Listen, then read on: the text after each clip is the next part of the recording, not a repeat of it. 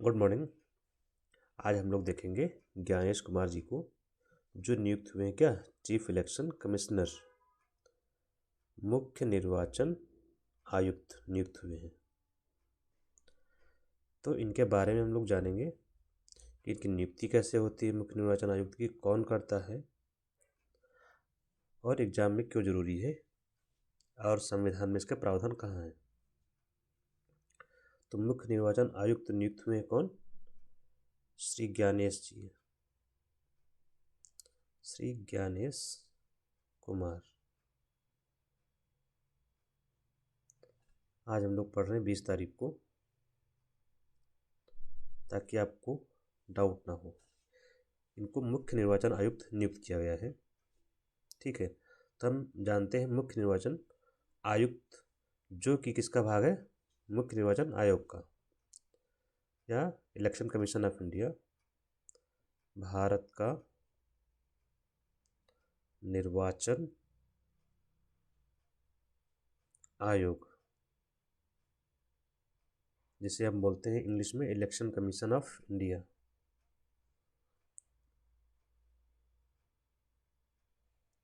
Election commission of India. ठीक है, तो हम लोग शुरू करते हैं इसके बारे में। तो न्यूज में क्यों है, ये हमने बता दिया। वाई न्यूज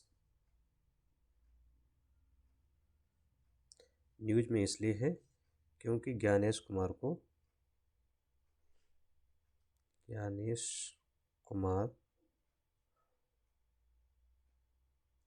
को नियुक्त किया गया मुख्य निर्वाचन आयुक्त।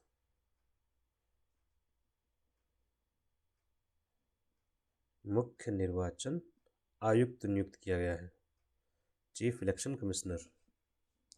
तो हम इसके बारे में जानते हैं, इलेक्शन कमीशन ऑफ इंडिया के बारे में, और इनके बारे में भी जानते हैं। तो यहाँ पर देखते हैं इसका संगठन कैसा है। इंग्लिश में कंपोजिशन लिखते हैं।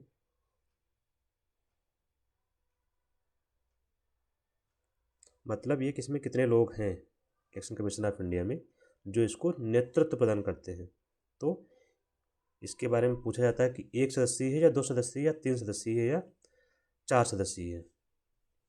ठीक है, तो इलेक्शन कमीशन ऑफ इंडिया कितने सदस्यीय है? 3 सदस्यीय है। क्वेश्चन आता है तो बताइए, 3 सदस्यीय आयोग है, मतलब ये कि आयोग में 3 सदस्य होते हैं। भारत के निर्वाचन आयोग में 3 सदस्य कौन कौन से? तो 3 सदस्य में आपके हो जाएंगे, एक मुख्य निर्वाचन आयुक्त, एक मुख्य निर्वाचन आयुक्त, ठीक, और दूसरे अन्य निर्वाचन आयुक्त।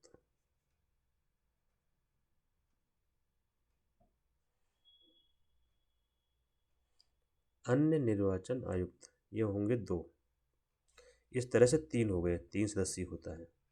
इसके बारे में हिस्टोरिकली जो हमें जानना है कि ऐतिहासिक रूप से क्या स्थिति थी। तो जब हम आज़ाद हुए 26 जनवरी 1950 से, आज़ाद नहीं, गणतंत्र हुए जब संविधान लागू हुआ, यहाँ से लेकर 1989 तक ये आयोग 1 सदस्यीय था। मतलब इसमें एक ही सदस्य होता था, वो मुख्य निर्वाचन आयुक्त होता था।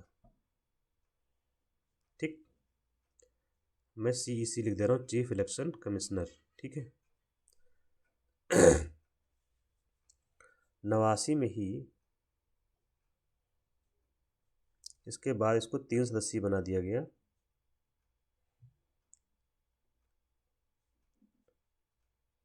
वन, एक चीफ इलेक्शन कमिश्नर, 2 अन्य, जो 90 तक रहा। 6 महीने का पीरियड लगभग रहा इसका, 3 सदस्यीय का। इसके बाद फिर 1 सदस्यीय हो गया, और 93 से 1993 से इसे 3 सदस्यीय बना दिया गया परमानेंटली। इसे स्थायी रूप से 3 सदस्यीय बना दिया गया। ठीक है, स्थायी रूप से तब से यही चल रहा है, 1993 से 3 सदस्यीय जो हम लोग पढ़ रहे हैं। ठीक है, ये जो हमने पढ़ा ये। अब ये जो मुख्य निर्वाचन आयुक्त किसको बनाया गया है? यही बनाया गया है ज्ञानेश कुमार जी को।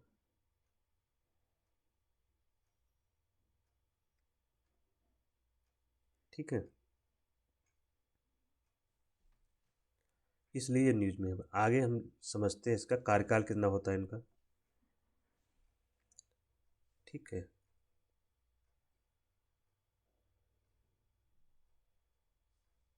कार्यकाल क्या होता है, काम क्या होता है, सब समझते हैं हम लोग धीरे धीरे। कार्यकाल इनका होता है 6 साल,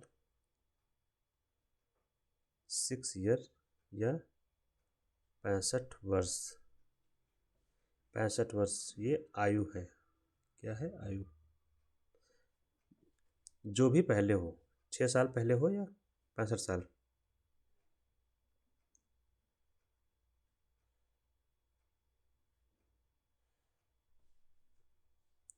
तो इसको समझते हैं।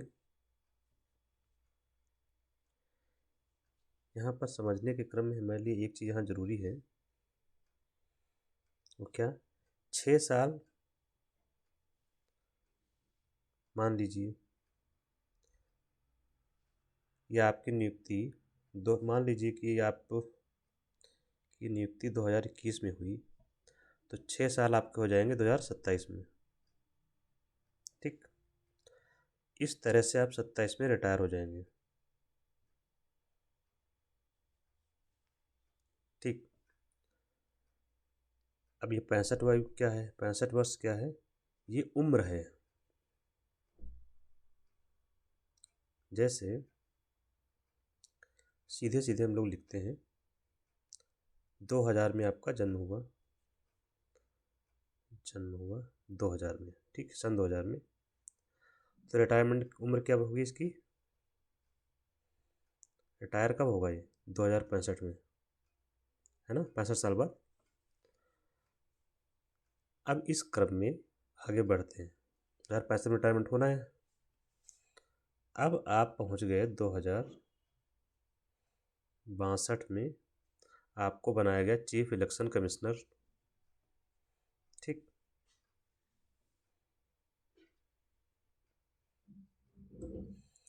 2062 में आप बन गए मुख्य निर्वाचन आयुक्त। अब आपने कहा कि ऐसा है, 6 साल का पीरियड हमको मिल गया, तो 2068 तक हम रहेंगे। 6 साल ये, तो आपने 6 साल जोड़ दिया इस पर। 2068 तक आपने कहा हम रहेंगे सीसी, चीफ इलेक्शन कमिश्नर। सरकार को बोला हम रहेंगे 6 साल। सरकार ने क्या कहा? भाई हमने रिटायरमेंट का एज भी तो बता रखा है 65, तो आपका रिटायरमेंट है 2065 में। ठीक, और हमने क्या लिखा है कि 6 साल और 65 साल में जो पहले हो वो। तो पहले यहाँ पर क्या आ रहा है? सरकार आपको बताएगी 2065 पहले आ जाए ना, 2065 पहले आ रहा है, तो आप 65 में ही रिटायर हो जाएंगे, यहाँ रिटायर होंगे आप। इन दोनों में जो पहले हो, 6 साल जोड़ लीजिए जब अपनी नियुक्ति से, और रिटायरमेंट का उम्र, दोनों में जो पहले हो वही आपका रिटायरमेंट हो जाएगा। ठीक है, यही है 62 और 6 साल और 65 वर्ष का मतलब। ठीक, ये आपका कार्यकाल हो गया। अगर हम पदमुक्ति की बात करते हैं, पदमुक्ति कार्यकाल से पहले एक पॉइंट छूट रहा है, और नियुक्ति हम लोग देखते हैं कौन करता है, कैसे होती है।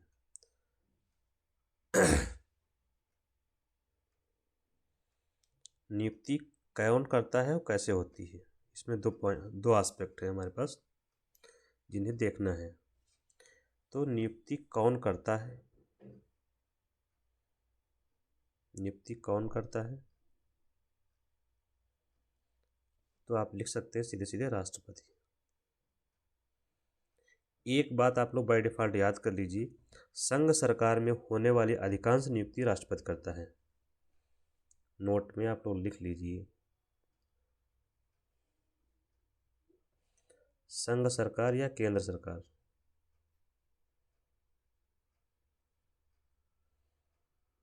केंद्र सरकार की अधिकांश नियुक्तियां वही करता है।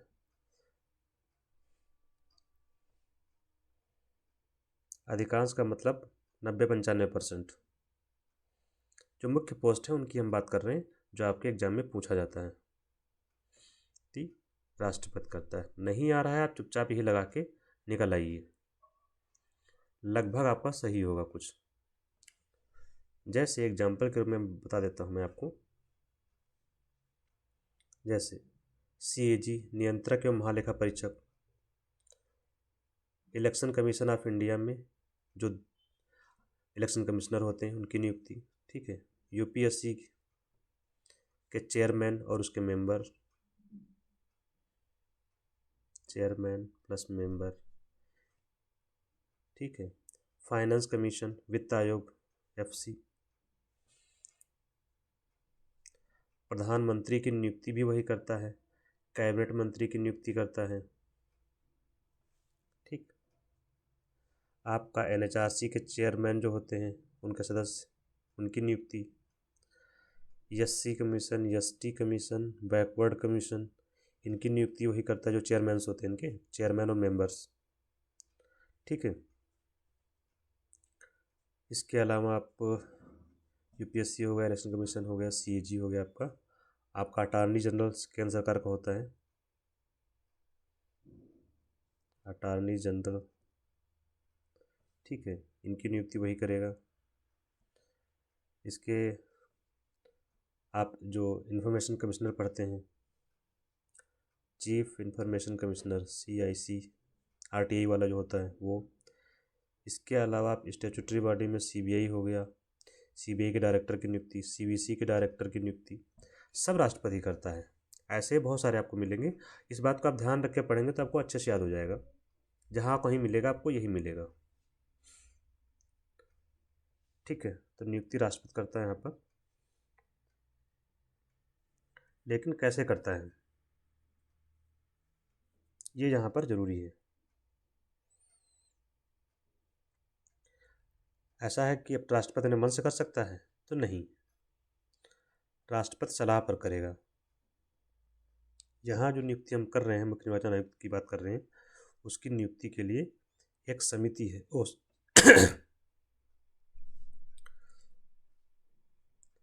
एक समिति की सलाह पर करेगा, समिति की सलाह पर करता है नियुक्ति, समिति की सलाह पर। नियुक्ति राष्ट्रपति करेगा लेकिन सलाह पर करेगा। सलाह बाध्यकारी होती है, सलाह बाध्यकारी है राष्ट्रपति के लिए। ठीक है, तो समिति को बोलते हैं सिलेक्शन कमेटी। क्या बोलते हैं? चयन समिति, इंग्लिश में सिलेक्शन कमेटी।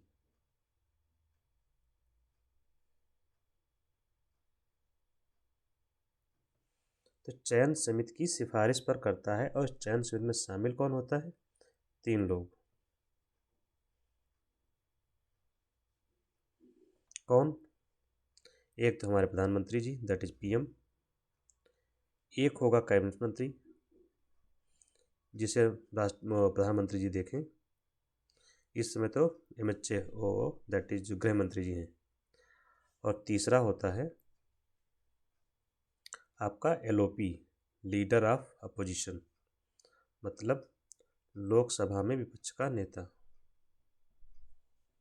लोकसभा में विपक्ष का नेता, जो कि राहुल गांधी हैं।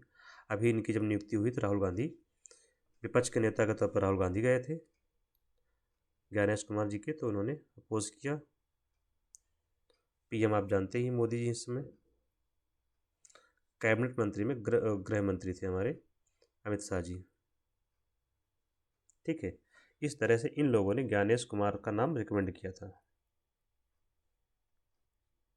ठीक, ज्ञानेश कुमार का नाम रिकमेंड हुआ। रिकमेंड का मतलब होता है अनुशंसा, भेजना, कि इनकी नियुक्ति कर दी जाए। तो ये राष्ट्रपति के पास गया नाम इनका, और राष्ट्रपति ने क्या कर दिया, नियुक्त कर दिया।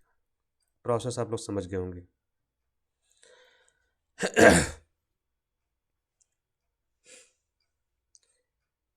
अगला, यहीं पर एक विवाद चल रहा है, आप लोगों को जो पता होगा, सुप्रीम कोर्ट में मामला चैलेंज हुआ है।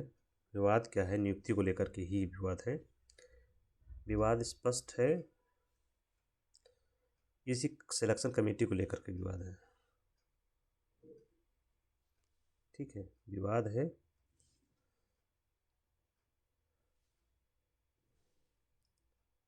सिलेक्शन कमेटी को लेकर के, ये जो इसी को लेकर विवाद है। विवाद क्या है कि सुप्रीम कोर्ट ने एक निर्णय में कहा था, एक जजमेंट में क्या कहा था, सुप्रीम कोर्ट ने अपने एक निर्णय में कहा था कि जो सिलेक्शन कमेटी होगी उसमें 3 लोग होंगे, एक पीएम, एक सीजीआई, सीजीआई मतलब chief justice of India, Bharat का मुख्य न्यायाधीश जो संजीव खन्ना जी इसमें है,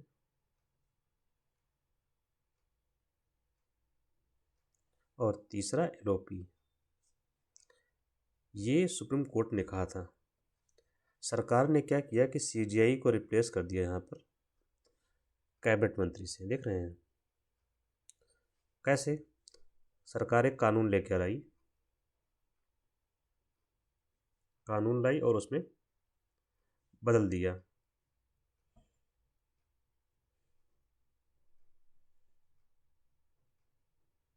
कि सीजीआई नहीं रहेंगे, उसकी जगह कैबिनेट मंत्री रहेगा।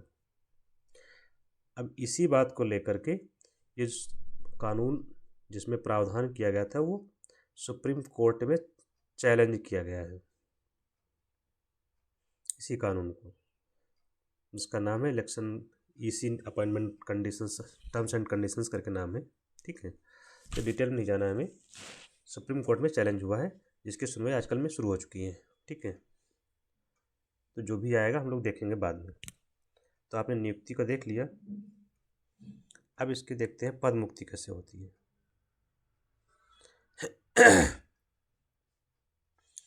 पद मुक्ति के विकल्प क्या हैं? एक तो इस्तीफा दे दे खुद से, दूसरा हटा दिया जाए, सरकार द्वारा हटा दिया ना।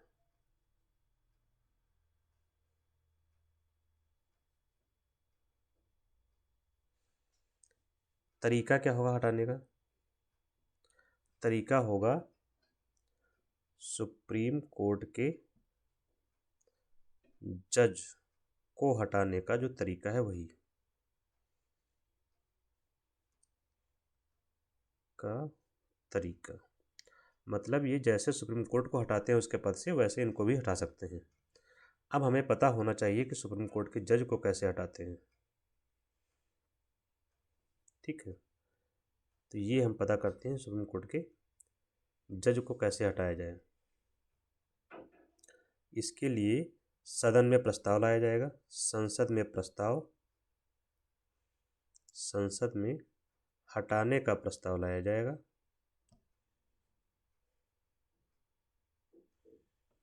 ठीक है, यहाँ सुप्रीम कोर्ट के जज की बात कर रहे हैं, वही वाला प्रोसीजर यहाँ पर होगा, इनके लिए लागू होता है। तो संसद में हटाने का प्रस्ताव लाया जाएगा और वह विशेष बहुमत से पास होगा, विशेष बहुमत से पारित। अब प्रस्ताव कहीं भी ला सकते हैं, संसद में हटाने का प्रस्ताव किसी भी सदन में। कभी कभी यही पूछा जाता है कौन से सदन में लाया जाएगा, किसी भी सदन में ला सकते हैं, विशेष बहुमत से पारित, और राष्ट्रपति इसके बाद हटा देगा पद से।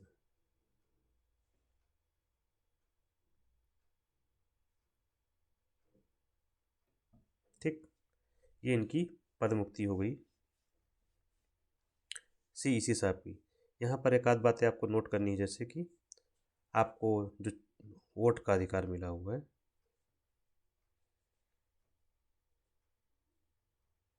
ये संवैधानिक अधिकार है, संविधान में लिखा हुआ है इसलिए वो संवैधानिक है। लीगल राइट भी है क्योंकि संविधान भी एक लीगल डॉक्यूमेंट है, तो एक लीगल राइट भी है। वोट का अधिकार किसको प्राप्त है? 18 वर्ष अगर आपकी उम्र हो गई है तो सबको मिला हुआ है, लिंग का कोई भेदभाव नहीं है। 18 वर्ष, लेकिन पहले कितना था? इसके पहले 21 वर्ष थी उम्र। ये कब की गई? 61st अमेंडमेंट लाया गया था, 61st संशोधन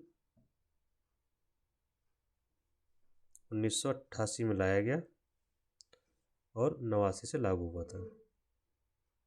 इस समय सरकार थी राजीव गांधी की,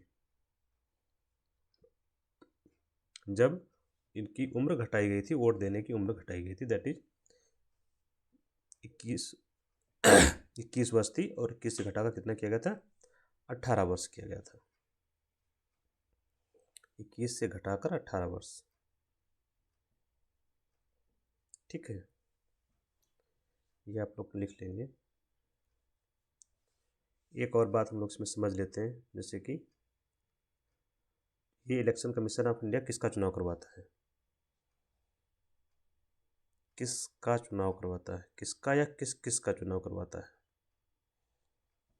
तो किसका करवाता है? आपका राष्ट्रपति है, उसका चुनाव वही कराएगा।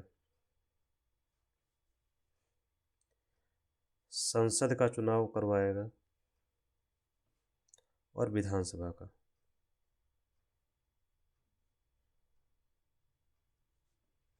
संसद का चुनाव मतलब लोकसभा का और राज्यसभा का। विधानसभा में आपका विधानमंडल लिखना चाहिए हमें यहाँ पे, विधानसभा की जगह विधानमंडल। इसमें विधानसभा और विधान परिषद दोनों आता है, तो विधानसभा का चुनाव करवाएगा और विधान परिषद का चुनाव करवाता है, ठीक है। ये चुनाव ये करवाएंगे। इसके अलावा एक और चुनाव बच रहा है, राष्ट्रपति के साथ जो उपराष्ट्रपति का चुनाव होता है वो भी वही करवाता है। तो इतने चुनाव ये निर्वाचन आयोग करवाता है। कौन करवाता है? निर्वाचन आयोग भारत का, क्योंकि निर्वाचन आयोग दो रखे हैं, एक स्टेट का भी तो होता है, तो यहाँ पर अलग करके वहीं लिख लीजिए जो स्टेट इलेक्शन कमीशन होता है,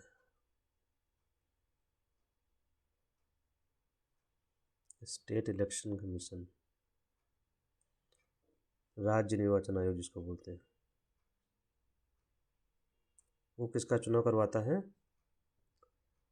वो करवाता है लोकल बॉडी के चुनाव। किसके चुनाव करवाता है? स्थानीय निकायों के। स्थानीय निकाय का मतलब आप लोग समझ रहे हैं, लोकल बॉडी। इसमें आपकी अर्बन भी आ जाएंगी, अर्बन लोकल बॉडी, जैसे कि आपका मेयर है, अरे नगर परिषद, नगर निगम, ये सारे जो चुनाव हैं वो वही करवाता है, ठीक है। नगर निगम के चुनाव, नगर परिषद के और पंचायत के चुनाव।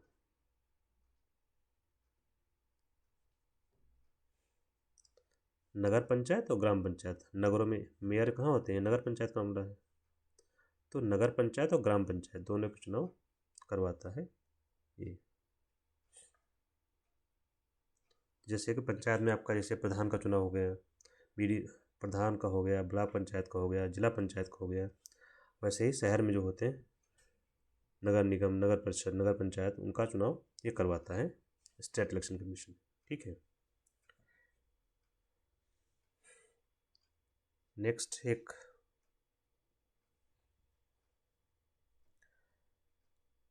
जो पहले निर्वाचन आयुक्त कौन थे हमारे? पहले निर्वाचन आयुक्त थे सुकुमार सेन।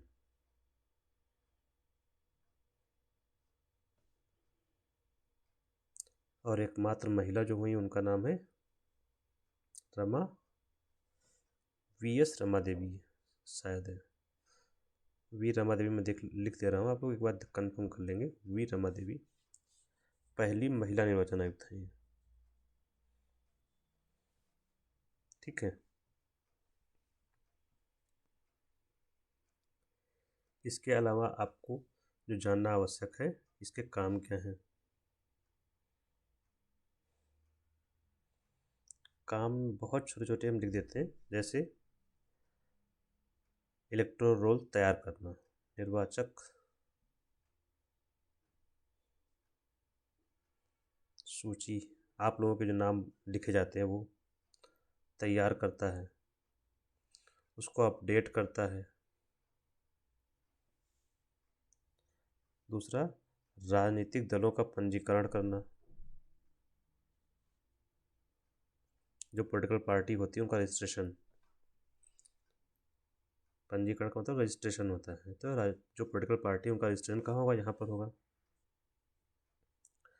फिर इन लोगों को राष्ट्रीय पार्टी का दर्जा, राज्य स्तरीय पार्टी का दर्जा भी वही देता है। दलों में